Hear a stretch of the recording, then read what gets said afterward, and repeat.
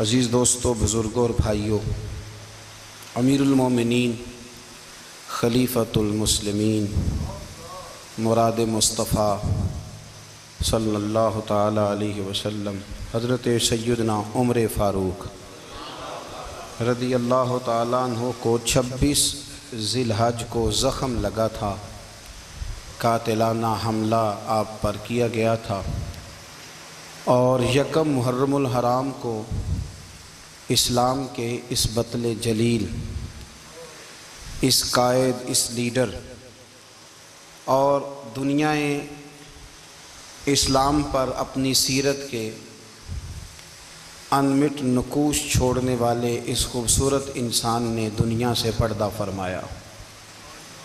حضرت عمر فاروق رضی اللہ تعالیٰ عنہ ان لوگوں میں سے ہیں جو ابن الوقت نہیں ہوتے، ابو الوقت ہوتے، جو وقت کے مطابق نہیں بدلتے بلکہ وقت کو اپنے مطابق بدل دیا کرتے ہیں۔ یہ وہ لوگ تھے کہ دین ان کا اوڑھنا بچھونا تھا، ان کا چلنا پھرنا دین تھا، ان کا ہنسنا اور رونا دین تھا۔ انہیں علم الیقین سے لے کر عین الیقین تک ایک خاص مقام اللہ نے عطا کر دیا تھا، تو بس پھر یہ سمجھ گئے تھے کہ دین ہی زندگی ہے، دین ہی روح ہے، اور دین ہی ہماری اصل ہے۔ نبی کریم صلی اللہ تعالیٰ علیہ وسلم نے فرمایا کہ میں نے خواب دیکھا ہے، کچھ لوگوں کو میں نے قمیضیں پہنے ہوئے دیکھا، کچھ کی قمیضیں ناف تک تھیں، کچھ کی پیٹ تک تھیں، اور کچھ کی گھٹنوں تک تھیں۔ عمر، میں نے تمہیں بھی دیکھا ہے، تمہاری قمیض تو پیروں سے ٹکرا رہی تھی۔ تو حضرت عمر کہنے لگے، حضور خواب کوئی دیکھتا ہے، تعبیر کوئی بتاتا ہے، پر یہاں کمال یہ ہے کہ خواب بھی آپ نے بتایا ہے، تعبیر بھی آپ ہی بتائیں گے۔ حضور پھر بتا دیں اس خواب کی تعبیر کیا ہے۔ تو حضور نے فرمایا تعبیر یہ ہے کہ کسی کا دین ناف تک، کسی کا گھٹنوں تک، کسی کا پیٹ تک، اور عمر تو سارا ہی دین میں لپٹا ہوا ہے، تو سارا ہی دیندار ہے، سارا ہی۔ حضرت عمر فاروق رضی اللہ تعالیٰ عنہ آئیڈیل ہیں، ایک ہیرو ہیں۔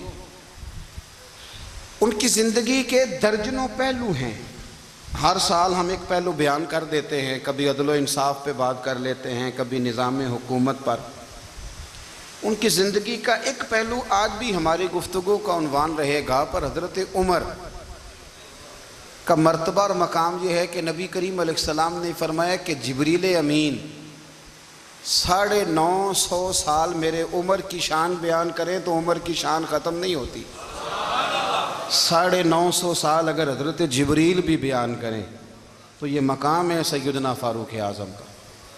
اللہ تبارک و تعالیٰ نے جس طرح سارے نبیوں میں شان حضور کو عطا فرمائی، اسی طرح تمام نبیوں کے حواریوں میں سب سے زیادہ شان حضور کے غلاموں کو عطا فرمائی۔ قرآن مجید میں اللہ کریم نے فرمایا، یا ایھا الذین آمنوا قوا انفسکم واہلیکم نارا، فرمایا اے ایمان والو، خود بھی جہنم کی آگ سے بچو اور اپنے گھر والوں کو بھی دوزخ کی آگ سے بچاؤ۔ خود بھی بچو اور اپنے گھر والوں کو بھی۔ ہماری ساری نصیحتیں باہر والوں کے لیے، باہر ہمیں بہت بڑا لیکچر بھی دینا پڑے تو چلتا ہے، بہت بڑی داستان سرائی بھی کرنی پڑے تو چلتی ہے۔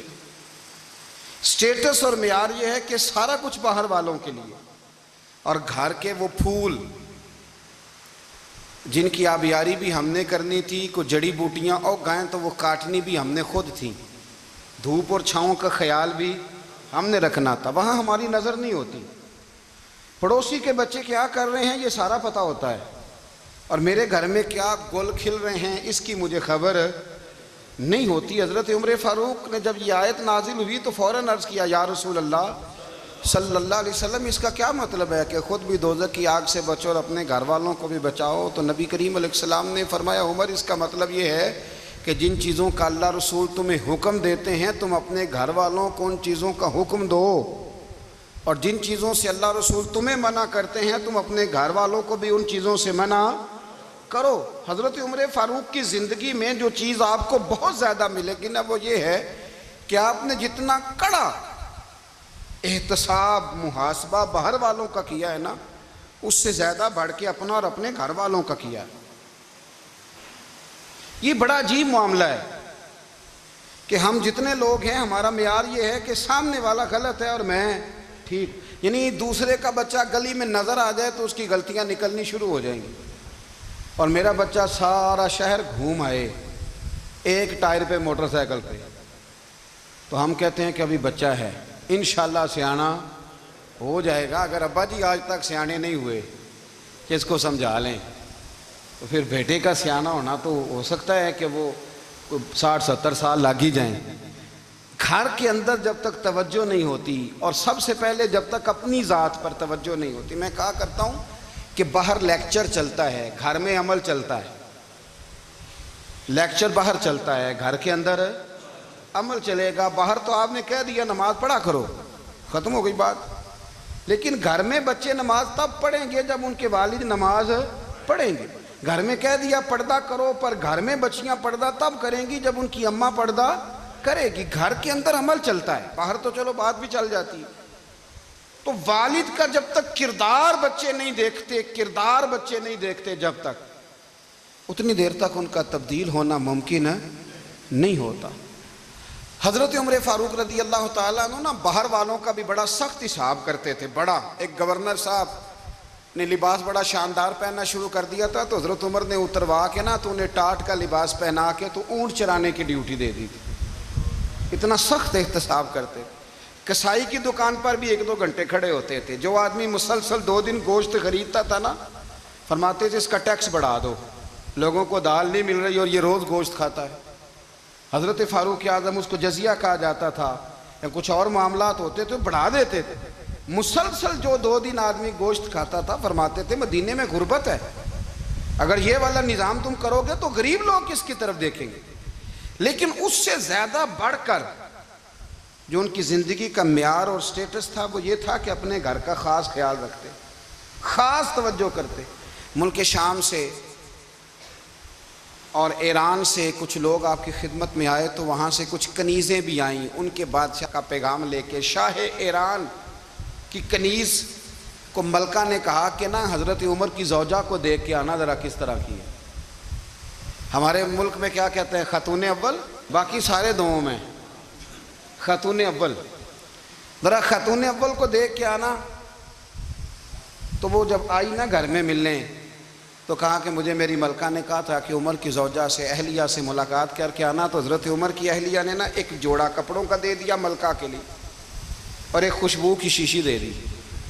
اب جب وہ تحفے وہاں گئے تو اس ملکہ نے نا کچھ سونے کا سامان بھیجا، کچھ زیورات بھیجے، کچھ تحائف بھیجے۔ جب حضرت عمر کے گھر آئے نا، وہ خادم لے کے آیا، اس نے کہا جی آپ کی اہلیہ نے تحفے بھیجے تھے، تو جواب میں شاہ ایران کی بیوی نے، یہاں جس ملک کا وہ سفیر تھا، انہوں نے بھی یہ بھیجے۔ تو حضرت عمر فاروق نا وہ تحفے لے کے گھر گئے، تو جا کے کہنے لگے اپنی اہلیہ سے، یہ تو کب سے تحفے تحائف بھیجنے لگ گئی ہے، یہ کب سے نظام شروع ہو گیا؟ تو کہ حضور تحفہ دینا لینا تو ٹھیک ہے، سنت ہے، محبت بڑھتی ہے، تو یہ کوئی قباحت نہیں، اور میں نے اپنی ذاتی استعمال کے لیے جو چیزیں رکھی تھی وہ میں نے دی ہیں۔ تو حضرت عمر فاروق رضی اللہ تعالیٰ عنہ فرمانے لگے ہم نے کسی ملک کے ساتھ اور اس کے بادشاہ کے ساتھ ذاتی تعلق نہیں بنانا، تعلق جو بھی بنے گا رسول اللہ کے دین کی برکت سے بنے گا، ذاتی رشتے نہیں ہم نے قائم کرنے۔ ذاتی آپ کے ملک کی جو ایئر لائن جس کا ہر سال خسارے کا ڈنڈورا پیٹا جاتا ہے نا، وہ ہمارے بادشاہ صاحب اور صدر صاحب اگر غیر ملکیوں کو گھوڑا کبھی بھیجنا ہو نا، گھوڑا، تو پورا ایک جہاز گھوڑا لے کے تحفے میں جاتا ہے، پورا جہاز غریب قوم کا یہ سرمایہ، اور قوم بڑی بادشاہ ہے، لائنوں میں لگ کے ووٹ دیتی ہے۔ 2 کام ہمیشہ لائن میں لگ کے کرنے، ایک بل لائن میں لگ کے جمع کرانا ہے، اور ایک ووٹ لائن میں لگ کے، تاکہ پھر پورے 5 سال لائن میں ہی لگے رہیں۔ مرضی سے آپ ووٹ دینا، پر جو بات درست ہے اس کو سنو۔ حضرت عمر فاروق رضی اللہ تعالیٰ عنہ نے اپنی اہلیہ سے پوچھا کتنے کا تھا وہ تیرا جوڑا اور خوشبو کی شیشی؟ انہوں نے کہا 3 دینار کی۔ فرمایا یہ 3 دینار تیرے، اور باقی جو تحفے آئے ہیں وہ تو خود کہہ، چونکہ اس نے تیرے نام بھیجے ہیں، تو کہہ کہ میں مال غنیمت میں دیتی ہوں، تو کہہ میں مسلمانوں کو کہہ۔ تو زوجہ ہنس پڑی، کہنے لگی میں نہ بھی کہوں تو مجھے کہنا تو پڑے گا ہی، کہنا تو میں نے ہے ہی، کیونکہ سامنے عمر فاروق ہیں، لہذا فرمایا کہہ دیتی ہوں میں نے دیا خزانے کو۔ حضرت عمر نے جمع کرا لیا۔ میں یہ کیا بات ہوئی؟ میرے گھر والے جو مرضی کریں، ان کا معیار زندگی جس طرح کا مرضی ہو۔ اور حضرت عمر ایک جملہ کہا کرتے تھے، اللہ کرے کہ یہ باتیں اس دور حاضر میں ہماری سمجھ میں آئیں۔ حضرت عمر فاروق رضی اللہ تعالیٰ عنہ اپنے بچوں کو فرمایا کرتے تھے کہ بہت آدمی کو بھوک لگی ہو نا، اور پھر اس کی پسند کا کھانا پکا ہو، جتنے شوق سے وہ اس کھانے کو دیکھتا ہے نا، فرمایا اس طرح پوری قوم اپنے بادشاہوں کے خاندان کو دیکھتی ہے، اس تیزی کے ساتھ دیکھتے ہیں کہ ان کے گھر میں کیا ہو رہا ہے، ان کا معیار زندگی کیا ہے، ان کا سٹیٹس کیا ہے۔ آپ کے بچے دونوں کاروبار کے لیے مصر گئے، ایک بہت بڑا قافلہ گیا مدینے سے مصر تجارت کے لیے، تو یہ گئے تجارت کے لیے، تو حضرت عبداللہ ابن عمر، حضرت عبید اللہ ابن عمر، حضرت عمر کے دونوں بیٹے گئے۔ جناب عمر فاروق کے بچے جب وہاں پہنچے تو مصر کے گورنر نے نا لوگوں کو تعارف کرایا کہ یہ عمر فاروق کے بیٹے ہیں۔ ایک چھوٹی سی بات کر دوں، یہ چودھری کے بیٹے کو کون بتاتا ہے کہ تو چودھری کا بیٹا ہے؟ باہر والے بتاتے ہیں، گھر والے۔ اور سیٹھ صاحب کے بیٹے کو کون بتاتا ہے کہ تو سیٹھ صاحب کا بیٹا ہے؟ اور مالک کو کون بتاتا ہے کہ تو مالک کا بیٹا ہے اور یہ کرایہ دار ہے؟ یہ کون بتاتا ہے؟ یہ سوچ ہم دیتے ہیں بچوں کو۔ چودھری اور کمی کی سوچ، امیر اور غریب کی سوچ، مالک اور کرایہ دار کی سوچ، گھر کے مالک کی اور کام کرنے والے کی سوچ، یہ ہم دیتے ہیں۔ یاد رکھنا، یہ ہم دیتے ہیں، یہ ہمارا مزاج ہے، یہ باہر سے نہیں آتی۔ تو کوئی شہزادہ ہے، تو سیٹھ ہے، تو نواب ہے، یہ سوچ باہر سے نہیں آتی، یہ اماں سوچ دیتی ہے، اماں، یہ ابا سوچ دیتا ہے۔ اور پھر جب تباہی اترتی ہے تو اس کے ذمہ دار بھی باہر والے نہیں ہوتے، گھر والے ہوتے ہیں، گھر والے۔ ہمارے بچوں کی طبیعتوں پر زیادہ نقش باہر والوں کا نہیں ہوتا، گھر والوں کا ہوتا ہے، یاد رکھیے گا۔ حضرت عمر فاروق رضی اللہ، بچے ہیں، شہزادے ہیں، وہ کاروبار کرنے گئے اور وہاں بتایا گورنر صاحب نے کہ یہ فاروق اعظم کے بچے، امیر المومنین کے۔ لوگوں نے ان سے زیادہ مال خریدا، تجارت میں زیادہ نفع ہوا، ظاہر ہے کہ وہ آپ کے جو اللہ خیر کرے حکمران ہیں، ان کے کاروبار کتنے ملکوں میں ہیں، کس بنیاد پر ہیں؟ وہ صرف اس بنیاد پر کہ وہ حکمران رہے، ان کے لیے آسان تھا بڑے لوگوں سے تعلقات بنانا۔ حضرت عمر فاروق رضی اللہ تعالیٰ عنہ کے بچے ڈھیروں مال کما کے جب واپس آئے نا، تو حضرت عمر سے آ کے بچوں نے بطور محبت کا، ابا جی اللہ نے بڑا ہی فضل کیا ہے، بڑا مال کمایا الحمدللہ، یہ دیکھیں کتنا نوازا ہے۔ تو حضرت عمر کہنے لگے سارے قافلے نے اتنا ہی کمایا ہے؟ سارے قافلے نے اتنا ہی کمایا ہے؟ کہ حضور نہیں، سارے قافلے نے اتنا نہیں کمایا، سب کو اتنا نہیں ملا۔ وہ تو وہاں گورنر صاحب نے لوگوں کو تعارف کرایا تھا کہ یہ عمر کے بچے ہیں، تو لوگوں نے پھر ہم سے بڑا ہی خریدا۔ تو حضرت عمر فرمانے لگے ٹھیک ہو گیا، میں بات سمجھ گیا ہوں، اس طرح کرو، جو تمہاری اصل زر تھی نا، جو راز تھی، وہ رکھ لو، اور باقی سارا مال مال خزانہ میں جمع کرا دو، اس لیے کہ یہ تم نے تجارت نہیں کی، یہ تم نے اپنے باپ کا نام بیچا ہے، یہ تم نے امیر المومنین کے بیٹے ہونے کا فائدہ اٹھایا ہے۔ فرمایا یہ تمہارا نہیں حق، یہ مسلمانوں کا ہے، اس لیے کہ یہ مال تم نے محنت سے نہیں کمایا، یہ باپ کی کرسی کا فائدہ اٹھایا ہے۔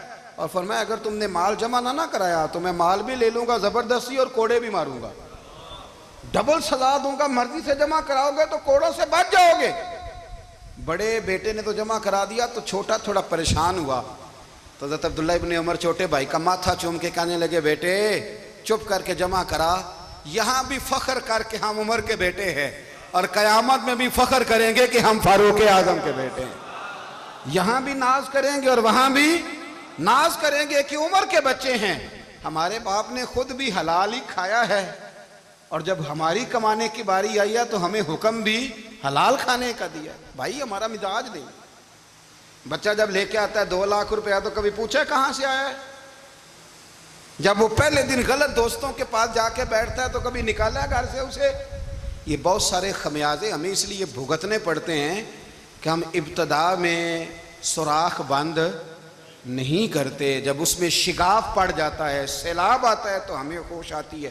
حضرت عمر نے اپنے گھر میں نگرانی رکھی، کڑی نگرانی، زیادہ نماز گھر میں پڑھتے تھے حضرت عمر، نفلی نمازیں زیادہ کیوں بلا؟ میرے صاحب مجھے حکم دیتے تھے کہ فرض نماز کے علاوہ نمازیں گھر میں پڑھنا، بچوں کو عادت پڑے گی۔ ذوق پیدا ہوگا، ان کو پتہ چلے گا کہ ہمارے گھر میں 5 وقت کوئی اور کام بھی ہوتا ہے۔ بھائی یاد رکھیں کہ آپ نے اگر سجدہ کرنا ہے تو بچہ لیٹ جائے گا، اسے پتہ کوئی نہیں سجدہ کیا ہے، لیکن جب گھر میں کبھی قرآن ابا جی کھول لینا، میں اکثر کہتا ہوں جب ابا جی کا موڈ بن جائے نا لیکچر دینے کا، وہ گھر میں شروع ہو جاتے ہیں، کہتے ہیں آپ لوگ نماز نہیں پڑھتے اس لیے میرے کاروبار میں برکت کوئی نہیں، تم سویرے قرآن پاک نہیں کھولتے تو میں تباہ ہو گیا ہوں۔ تو میاں آپ نے کب گھر میں قرآن پاک کھولا تھا؟ آپ نے کب نماز پڑھی؟ آپ نے کب گھر کے اندر اللہ رسول کا ذکر کیا تھا؟ آپ نے کب حدیث چھیڑی؟ آپ نے بھی تو گھر کے اندر جب بھی آپ آئے ہیں تو آپ نے وہی کچھ کیا جو دنیا دار کرتے ہیں۔ آپ بھی تو اپنا موبائل لے کے الگ کونے میں بیٹھ گئے، آپ نے بھی تو کہا ہے کہ اب تمہارے چینل ختم، اب میری مرضی والا چلے گا۔ تو جو آپ نے کیا ہے بچے بھی وہی کام کریں گے۔ آپ نے بھی گپ شپ لگائی ہے تو وہ بھی لگا رہے ہیں۔ یہ سمجھ لیں جو کام آپ کریں گے آپ اپنے بچوں کی سیرت میں اس کا جلوہ دیکھ لیں گے۔ بڑی پکی سی بات ہے کہ آپ کو بچے کی عادتیں دیکھ کے سمجھ آ جائے گی کہ میں بھی یہی کرتا تھا اور یہ بھی۔ حضرت عمر فاروق رضی اللہ تعالیٰ عنہ وصال فرما گئے تو آپ کے وصال کے بعد حضرت عثمان غنی رضی اللہ تعالیٰ عنہ نے آپ کی ایک بیوہ سے نکاح کیا، حضرت عمر کی ایک بیوہ سے۔ جب وہ آپ کے نکاح میں آئی تو کہنے لگی حضرت عثمان غنی سے کہ حضور نہ تو میں خوبصورت ہوں اور نہ میں جوان ہوں، نہ آپ کی کوئی خدمت کر سکتی ہوں، میرے ساتھ نکاح کرنا سمجھ میں نہیں آیا۔ کیا شاندار جواب دیا حضرت عثمان غنی نے، کیا خوبصورت جواب دیا۔ فرمانے لگے میں نے اس لیے نکاح نہیں کیا کہ مجھے تمہارے حسن سے دلچسپی تھی یا تمہاری خدمت کی ضرورت تھی، میں نے تو اس لیے نکاح کیا ہے کہ مجھے بتاؤ عمر فاروق گھر کے اندر اپنے رب کی عبادت کس طرح کرتے تھے، وہ قرآن پاک کس طرح پڑھتے تھے، وہ رویا کیسے کرتے تھے، استغفار کا طریقہ کیا، کس وقت کس انداز میں وہ اپنے رب کو یاد کرتے تھے۔ اس لیے کہ عمر کئی دفعہ گھر سے آتا تھا تو میں اس کے چہرے پر نور دیکھا کرتا تھا، میں روشنی دیکھتا تھا، ایک معیار دیکھتا تھا۔ نکاح اس لیے کیا ہے کہ مجھے عمر کی جو گھر کے اندر کی عبادت ہے اس سے آگاہ کرو، تاکہ عثمان غنی بھی چاہتے ہیں اس طرح کے عمل کرو جس طرح کہ عمر فاروق کر کے گئے ہیں۔ بھائی جب تک ہم اپنے گھر میں وہ توجہ نہیں دیں گے، وہ مزاج دیکھیں نا، ہمارے گھروں میں جب نقشہ پاس ہوتا ہے تو ٹی وی لان بھی اس میں ہوتا ہے، ڈرائنگ روم بھی ہوتا ہے، نماز کی جگہ بھی ہوتی ہے نقشے میں۔ صحابہ جب گھر بناتے تھے تو ایک مسجد بیت کا نقشہ پاس کرتے تھے، ذہن میں رکھتے تھے کہ یہ کونا نماز کے لیے، وہاں جوتے لے کے کوئی نہیں جائے گا، وہاں نماز پڑھی جاتی تھی، عورتیں وہاں اعتکاف کرتی تھیں۔ ٹی وی لان تو آ گیا ہے اور گھر کے اندر ٹی وی رکھنے کے لیے تو ایک کمرہ الگ سے بنا دیا گیا ہے، اور اب جو نئے نقشے پاس ہو رہے ہیں اس کے اندر گھروں کے اندر جگہ بنائی گئی ہے جہاں کمپیوٹر رکھے جائیں، اور بچوں کے لیے وائرنگ ہوگی نیچے تاکہ انہیں کوئی مشکل درپیش نہ ہو۔ یہ ساری چیزیں ہم نے نہانے کے لیے گھروں کے اندر اتنے بڑے واش روم بنائے ہیں کہ لگتا یہ ہے کہ سوائے نہانے کے اور کام ہی نہیں کوئی گھر میں ہوگا، ہر چیز آ گئی۔ پر اللہ کرے کوئی تفسیر بھی ٹیبل پہ پڑی نظر آئے، کوئی حدیث کی کتاب بھی ٹیبل پہ پڑی نظر آئے۔ اللہ کرے کہ جس طرح ابا لطیفہ سن کے آتا ہے تو جب تک سنا نہ لے اسے ہضم نہیں ہوتا، اللہ کرے کہ وہ جمعے میں بیان سن کے جائے تو اس کا بھی دل کرے میں اپنے بچوں کو سناؤں۔ وہ نبی پاک کی کوئی حدیث کہیں سے سنے تو گھر جا کے سنائے۔ جب تک یہ معیار نہیں بنتا آپ کیسے توقع کرتے ہیں کہ گھر کے اندر اللہ کی رحمتیں نازل ہوں گی؟ آپ یہ کیسے توقع کرتے ہیں کہ گھر کے اندر وہ معیار اور وہ مزاج بنے گا؟ حضرت عمر فاروق نے ذاتی زندگی پر جو توجہ دی، گھر والوں کے معیار پر جو توجہ دی حضرت عمر فاروق رضی اللہ تعالیٰ عنہ نے، وہ بھی بڑی دیدنی ہے۔ حضرت ابو موسیٰ اشعری کو نا آپ نے وزیر خزانہ بنایا تھا، تو حضرت ابو موسیٰ اشعری کہتے ہیں کہ حضرت عمر کو شے خزانے میں رہنے تو دیتے نہیں تھے۔ ایک دن نا میں صفائی کر رہا تھا اس کمرے کی جس میں خزانہ رہتا تھا۔ ہمارے تو ملک میں جو جاتا ہے وہ صفائی کر کے ہی جاتا ہے، اللہ خیر کرے۔ اور خیر معیار بدلتا ہے، جو پچھلی حکومت ہوتی ہے وہ قرضہ اٹھاتی ہے، وہ باہر سے جاتی ہے تو قرضہ لے کے آتی، اور جو نہیں آتی ہے وہ کہتی ہے ہمیں پیکج مل گیا ہے، وہ قرضہ نہیں اٹھاتے۔ ان کو کیا ملتا ہے؟ یعنی پچھلی نے قرضہ لیا تھا اور ہم نے، واہ جی واہ کیا خوبصورت انداز ہے، اس کا نام بدل کے نا، انہوں نے قرضہ لیا تھا اور ہم نے، میں کہا بڑے شاندار سیانے بندے ہو گئی۔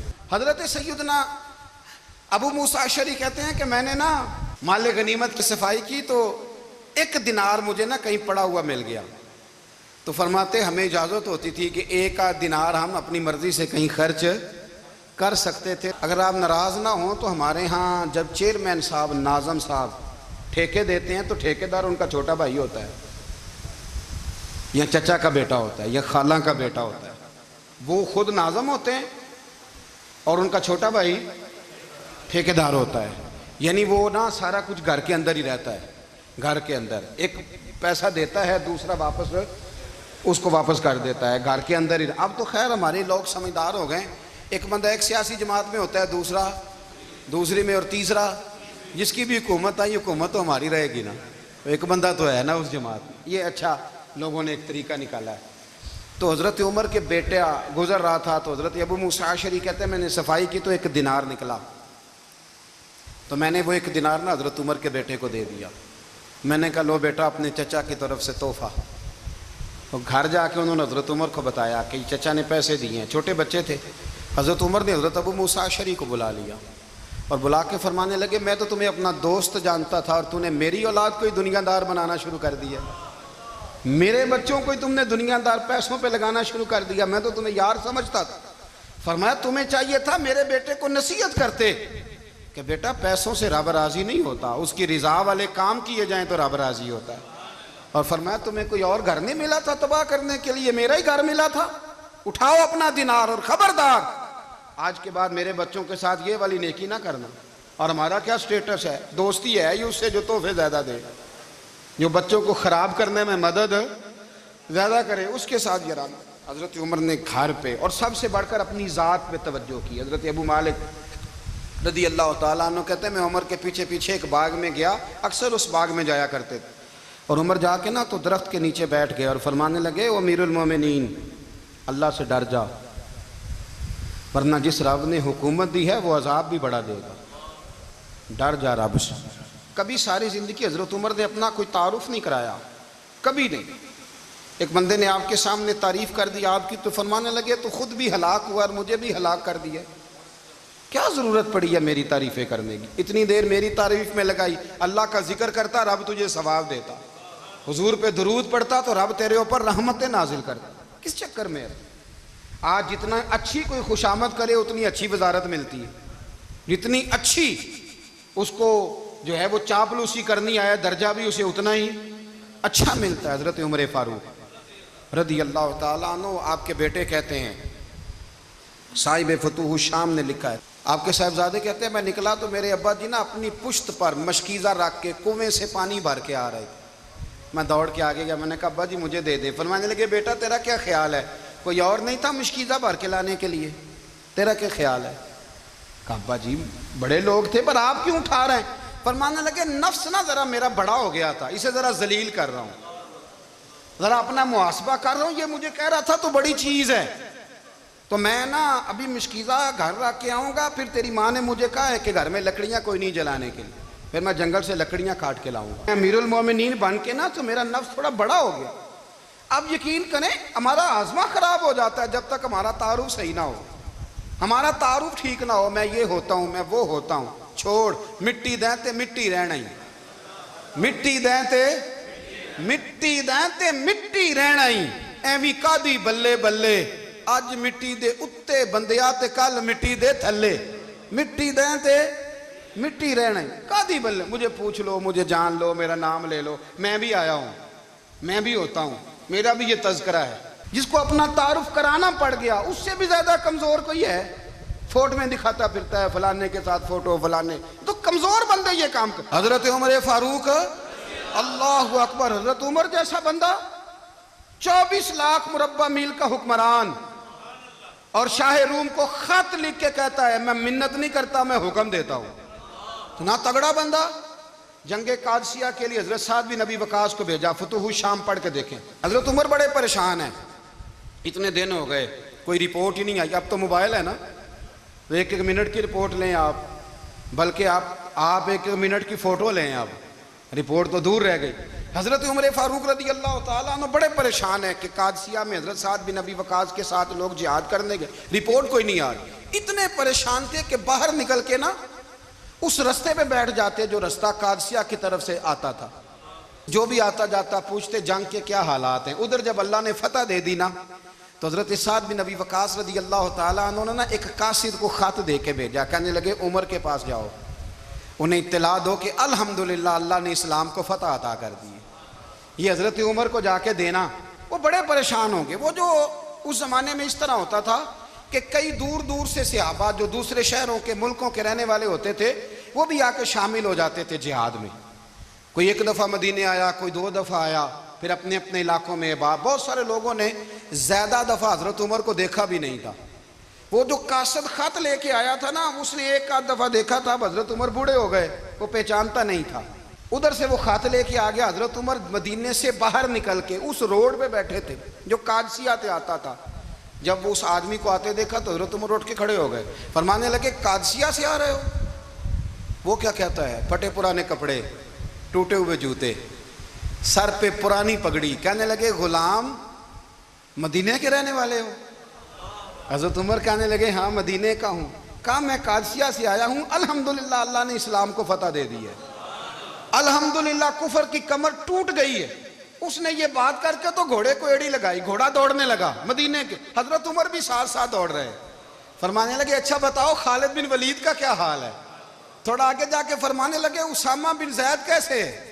وہ کہتے ہیں ٹھیک ہے۔ پھر اس نے اور گھوڑا، عمر ساتھ ساتھ دوڑ رہے ہیں، ساتھ ساتھ 24 لاکھ مربع میل کا حکمران، ایک جوتا پیر سے نکل گیا، عمر دوڑ رہے ہیں۔ آگے جا کے پوچھتے ہیں سعد بن ابی وقاص کا کیا حال ہے؟ کہا حضور وہ بھی ٹھیک ہے۔ کتنے لوگ میرے شہید ہو گئے مسلمانوں میں سے؟ کہنے لگا صحیح گنتی کا نہیں پتا، یہ لفظ ادا ہوتے ہوتے مدینے کی سرحد آ گئی۔ لوگوں نے عمر کو گھوڑے کے ساتھ دوڑتے دیکھا تو کہا امیر المومنین کیوں دوڑ رہے ہیں؟ وہ غلام چھلانگ لگا کے نیچے آیا، قدموں میں بیٹھ گیا، کہنے لگا حضور آپ نے بتایا ہی نہیں آپ امیر المومنین ہیں۔ آپ فرمانے لگے کیا بتاتا؟ میں تو اونٹ چرانے والے کا پتر ہوں، کیا بتاتا؟ وہ عمر ہوں جس نے اپنے گناہوں کا حساب دینا ہے، کیا بتاتا؟ جو سعد بن ابی وقاص کو جہاد پہ بھیج کے خود بزدلوں کی طرح گھر میں بیٹھا ہے، کیا بتاتا؟ کوئی حیثیت نہیں، کوئی تار، تو نے اچھا کیا، تو تو مجاہد تھا، مجھے ساتھ ساتھ دوڑایا، تو نے اچھا کیا۔ جتنے لوگ تھے چیخے مار کے رونے لگے۔ حضرت فاروق اعظم سے کہنے لگے عمر جب تک تیرے جلوے رہیں گے اللہ کامیابیاں ہی عطا فرمائے گا، جب تک تیرا رنگ رہے گا اللہ تعالیٰ نوازتا ہی رہے گا۔ کچھ نہیں کبھی اپنا آپ ظاہر ہی نہیں کیا۔ بہت بڑے تھے، بہت بڑے تھے حضرت عمر، بڑے تھے۔ حضرت ابو رافع غلام تھے، قرآن پاک بڑا سونا پڑھتے تھے۔ حضرت عمر جب بھی انہیں ملتے کہتے ابو رافع تو عمر سے اچھا ہے، قرآن بڑا شاندار پڑھتا ہے۔ تو وہ کہتے حضور اگر میں قرآن صحیح پڑھتا ہوں تو آپ کو قرآن کی تشریح زیادہ صحیح آتی ہے، آپ بھی تو مجھ سے افضل ہیں۔ تو آپ فرماتے نہیں پھر بھی تو مجھ سے افضل ہے۔ کیوں؟ اس لیے کہ تو اپنے آقا کی نوکری بھی ٹھیک کرتا ہے اور رب کی عبادت بھی ٹھیک کرتا ہے، اور مجھے خالص صرف عبادت کرنی ہوتی ہے وہ بھی ٹھیک نہیں کر پاتا۔ ساری زندگی اپنا محاسبہ، ساری زندگی اپنے گریبان میں دیکھا، ساری زندگی اپنے آپ کو پرکھا، اپنے آپ کو ٹٹولا۔ 62 سال عمر بیت گئی۔ حضرت حذیفہ بن یمان ایک صحابی تھے، میرے نبی کریم علیہ السلام نا ان سے راز کی باتیں کرتے تھے۔ ہر بندے کا ہاضمہ ٹھیک نہیں ہوتا، سب سے راز کی بات نہیں کرنی چاہیے۔ حضرت حذیفہ بن یمان کہتے ہیں حضور راز کی باتیں بتاتے۔ مدینہ منورہ میں جو منافقین تھے ان کی لسٹ بھی نبی پاک نے حضرت حذیفہ بن یمان کو دی تھی۔ جب کوئی مشکوک آدمی مر جاتا نا تو صحابہ کہتے ہیں ہم دیکھتے اگر حضرت حذیفہ نے جنازہ پڑھا ہے تو ہم بھی جنازہ پڑھ لیتے۔ نبی پاک نے بھی کچھ جنازے نہیں پڑھے، ترمذی میں ہے، فرمایا عثمان سے جو بغض رکھے اس کا جنازہ نہیں پڑھیں گے۔ حضرت حذیفہ بن یمان اگر جنازہ پڑھتے تو لوگ پڑھتے، وہ نہ پڑھتے تو لوگ جنازہ نہ پڑھتے۔ حضرت حذیفہ بن یمان کہتے ہیں جناب عمر فاروق کی خلافت کے آخری ایام تھے، کچھ دنوں کے بعد وہ شہید ہو گئے۔ فرماتے آدھی رات کا وقت تھا، میں گھر میں سویا تھا بڑا بے فکر، اچانک میرے دروازے پہ دستک ہوئی، میں گھبرا کے اٹھا، اتنی رات کو کون آیا؟ کہتے ہیں قربان جاؤں، دروازے پہ گیا تو امیر المومنین فاروق اعظم دروازے پہ۔ میں نے کہا عمر کوئی حکم تھا تو مجھے بلا لیتے۔ کہنے لگے میں نا امیر بن کے نہیں آیا، تیرا ویر بن کے آیا ہوں۔ امیر المومنین کی حیثیت سے سرکاری کام سے بلاتا تو وہاں بلاتا، مجھے ایک ذاتی کام پڑ گیا۔ کہتے ہیں میں نے عمر کو گھر کی اندر بلا کے چارپائی پہ بٹھایا، میں نے کہا حضور میں غریب آدمی ہوں، میں کیا آپ کے کام آ سکتا ہوں؟ تو کہتے ہیں انہوں نے نا مجھے ساتھ بٹھا لیا، پھر میرا ہاتھ پکڑ لیا، کہنے لگے تو عمر کو جانتا ہے؟ عمر جھوٹ نہیں بولتا۔ تو جانتا ہے عمر وعدوں کا پکا ہے؟ کہا حضور جانتا ہوں۔ کہا میں اس وقت آیا ہوں جب دیکھ بھی کوئی نہیں رہا۔ حضرت حذیفہ بن یمان کہتے ہیں پریشان ہو گیا، حضور پہیلیاں نہ بجھوائے، مہربانی کر بتائیں کدھر آئے ہیں؟ تو حضرت عمر فاروق فرمانے لگے 62 سال کا ہو گیا ہوں، 63 میں چل رہا ہے، داڑھی سفید ہو گئی ہے، پھل پک گیا، اٹھ فریدہ ستیا، داڑھی آ گئی پور، اگا نیڑے آ گئی، پچھا رہ گئی دور، اب قبر اشر کا معاملہ صاف نظر آنے لگا ہے۔ کہا حضور مجھ سے کیا چاہتے ہیں؟ حضرت عمر رو پڑے، کہنے لگے آج میں عشاء کے بعد نکلا ہوں تو نبی پاک کے صحابہ مجھے نیک کہہ رہے تھے، پھر میں نے بچوں کی ماں سے اور بچوں سے بھی پوچھا ہے، وہ بھی مجھ سے راضی ہیں، پر حذیفہ تیرے ساتھ نبی پاک راز کی باتیں کرتے تھے، سچ بتا کہیں عمر کا نام منافقوں میں شامل تو نہیں؟ سچ بتا ان منافقین میں تو شامل نہیں، کہیں اوپر سے تو نہیں سارا کچھ؟ حضرت حذیفہ بن یمان کہتے ہیں میں باپ کے مرنے پہ اتنا نہیں رویا جتنا عمر کے سوال پہ رویا۔ میں قدموں میں بیٹھ گیا، میں نے کہا نہیں عمر، یہ تو میں نے نہیں سنا، لیکن یہ میں نے نبی پاک سے ضرور سنا ہے کہ میرے بعد اگر کوئی نبی ہوتا تو عمر ابن خطاب ہوتا۔ یہ میں نے اپنے کانوں سے سنا ہے کہ عمر جس گلی سے گزرے شیطان رستہ بدل جاتا ہے۔ یہ میں نے اپنے کانوں سے سنا ہے کہ 950 سال حضرت جبریل جناب عمر کی شان بیان کریں تو پھر بھی بیان نہیں ہو سکتا، یہ میں نے ضرور سنا۔ دوستو ساری زندگی حضرت عمر نے اگر دوسروں کا محاسبہ کیا تو اپنا اور اپنے بچوں کا بھی کڑا خیال رکھا، اپنی ذات پر بڑی توجہ دی۔ جو لوگ اپنا بھول جاتے ہیں نا، ہمیں اپنی صحت کا بڑا خیال ہے لیکن اپنی روحانی زندگی کا کوئی خیال نہیں ہے، قلبی زندگی کا کوئی تصور نہیں ہے۔ آپ یقین کریں موٹا آدمی کمزور ہونے کے لیے جدوجہد کر رہا ہے، کمزور طاقتور ہونے کے لیے، لیکن جس کو کتنے دن بیت گئے اللہ رسول کی یاد میں رویا ہی نہیں، کتنے دن بیت گئے نہ سننے کو دل ہی نہیں چاہا، جسے مہینوں بیت گئے اور قرآن پاک کی طرف نظر ہی نہیں گئی، وہ فکر مند ہی نہیں۔ زندگی زندہ دلی کا نام ہے، مردہ دل کیا خاک جیا کرتے ہیں؟ بھائی حضرت عمر کی زندگی دور حاضر میں ہمیں یہ سبق دیتی ہے کہ کڑی نگرانی رکھو اپنے پودوں کی، کڑا خیال رکھو اپنے ذاتی باغ کا، اور یہ جو تمہارے دل کی دنیا ہے یہ تمہاری روح کی زندگی ہے، اس کا محاسبہ کرتے رہو۔ نبی کریم علیہ السلام نے فرمایا اپنا حساب خود کر لو قبل اس کے کہ تمہارا حساب کیا جائے۔ اپنا حساب، ہم ساری دنیا کا حساب کرتے پھرتے ہیں، کوئی کہاں سے کماتا ہے کہاں کھاتا ہے، پر اپنا حساب حضور نے فرمایا حساب کر لو قبل اس سے کہ تمہارا حساب۔ مولا علی فرماتے ہیں نماز پڑھ لو قبل اس کے کہ تمہاری نماز پڑھی جائے۔ اپنا محاسبہ کریں، تھوڑا سا نا اوپر دائیں بائیں دیکھنے کی بجائے تھوڑی سی گردن جھکا کے نا، درویش کہتے ہیں برے بندے نو میں لبن ٹریا تے جگ تے ملیا نہ کوئی، اپنے اندر چاتی پائی تے میتھوں برا نہ کوئی۔ تھوڑی سی اپنی طرف توجہ دیں۔